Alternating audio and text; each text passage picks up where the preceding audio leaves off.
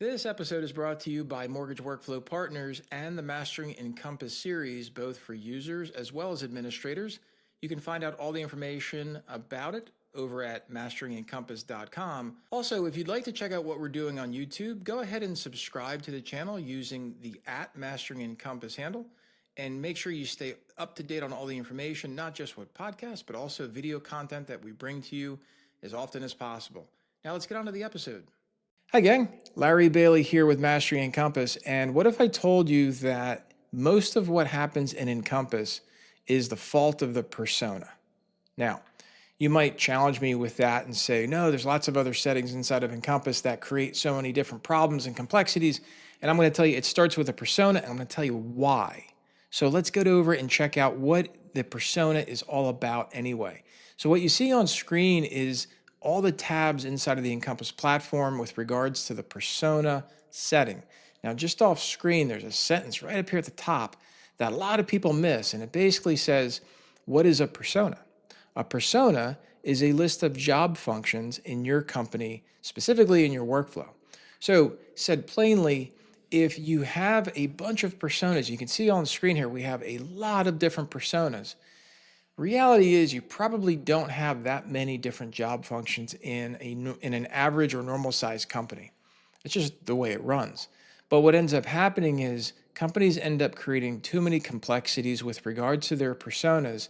They end up creating overlap situations, and that leads to other problems in the Encompass platform, which is why when I go through a settings review of the Encompass platform, I help identify these kinds of problems and give you real life solutions for what you should do about it. Now, each one of these personas should have its own unique set of job functions. So as an example, when we have a closer and we have a closing manager and we have a closing coordinator, as long as they're all doing uniquely independent job functions, it makes sense. So how do we determine that? What is it that really sets one persona apart from another? The very first tab that defines that is the pipeline tab. So in the pipeline tab, what we're really talking about is what can this persona do in this Encompass that is unique from anything else? One of the things that you could work on is pipeline views. Now, it's very common for different personas to have their different kinds of pipeline views because that's where the data needs to be visualized by the team member that has that persona assigned. You also might want to hide different fields from this persona from being able to be shown on a pipeline view, a dashboard, or a report. But most importantly, on the pipeline itself, what the user account can do based upon their persona is defined here in these pipeline tasks area. So when it comes to working with delivering loans to GSEs or deciding what they're allowed to do in terms of duplicating loans or moving loans, things like that, especially when it comes to HMDA reporting, or last but not least, working with administrative services or transferring loans over. All of this stuff is well defined.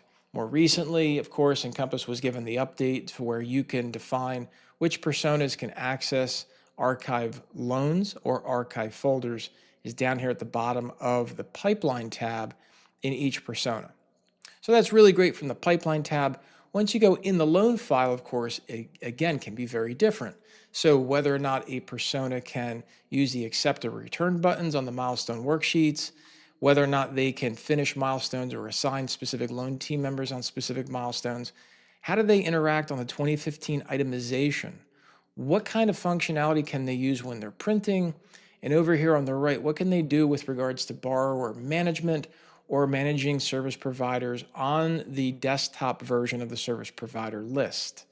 Down here in the bottom right, if they're able to produce closing packages and closing documents, what part of that are they allowed to do? These are all things that are happening inside the loan file in terms of parts that the persona is allowed to do, therefore assigned to that user account for what they are allowed to do. Now, when it comes to which input forms or which tools, that's on the Forms Tools tab. So every single input form is going to be on the left, both standard input forms and custom input forms. Having a checkbox next to them indicates they can see them. Remember, this is only the desktop version. Over on the right, you've got all the tools. Again, Tools tab on the desktop version. Anything with a check mark means that they can access that tool at the persona level. When we come over into the E folder, what we're seeing here is you've got some general settings with regards to the documents and the files. We've got the file manager over here for what can the persona do. Now, most companies do not use a protected document workflow.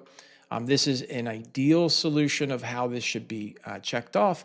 If you're not using a protected document workflow, make sure you address what to do with your unprotected versus your protected documents. And then, of course, down here in the bottom of the conditions tab, knowing should this persona be able to access underwriting conditions or post-closing or delivery. What's really important is this is specifically focused in on making sure you have the conditions being available in the loan file for that persona, also team member that's given that persona assignment. What can they do with those conditions? And these are the standard conditions. As a reminder, when we get over into enhanced conditions, if you're using enhanced conditions, that's on its own tab in the persona. So here's what you want to make sure. All of these condition types, of course, are well defined in your enhanced condition administrative setting. If you make any changes there, of course, you got to remember to come back in here and update those. So another layer in the persona that you've got to make sure you're managing properly.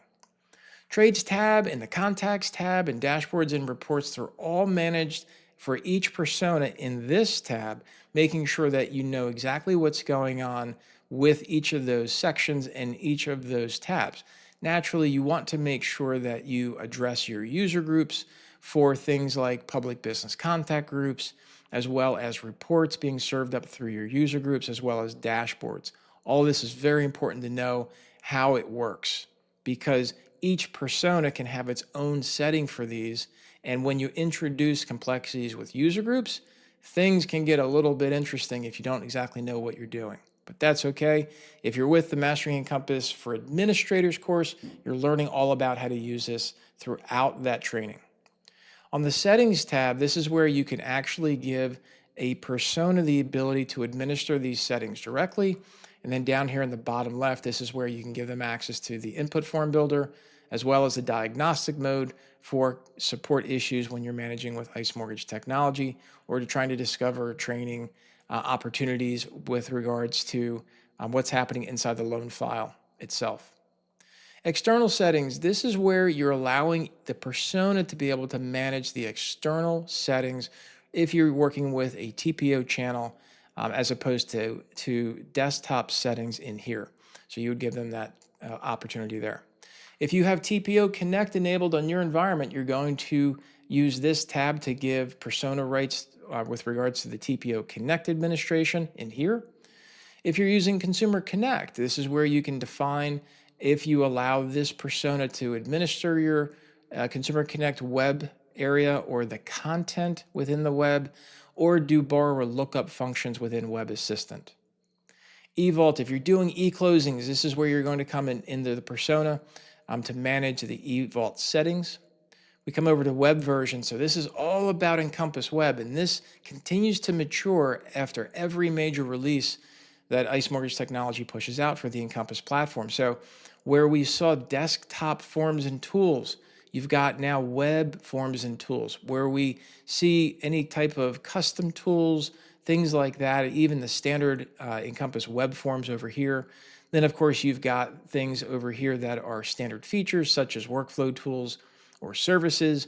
And then last but not least, here at the bottom, where do you want your persona user to land when they go to and log into Encompass Web? Do they land on the pipeline or do they land on the task pipeline? That's up to you to decide. Rounding out here, we've got the data and documents automation and mortgage analyzers. So if you're using these products on the ICE Mortgage Technology platform for Encompass, you'd want to go ahead and enable these within the persona that should have access to these services and solutions.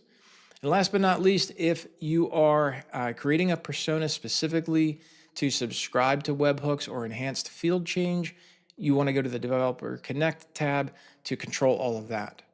And keep in mind, all of these tabs, all of these settings, all of these choices, you have to then replicate in all of these personas.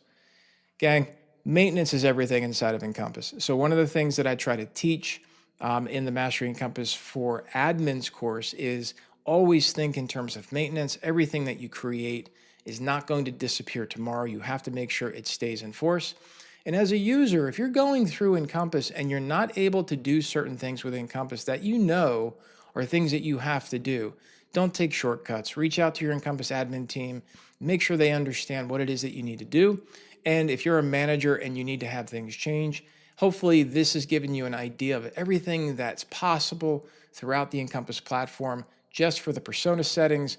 We'll be releasing a lot of these different videos of how things work in Encompass so that you understand from an insider and an administrative point of view, so you see what's going on in the back end. My name's Larry Bailey. Thanks for watching. Stay tuned for other videos and go ahead and subscribe and like this video and subscribe to our channel if you want to see more. Thank you.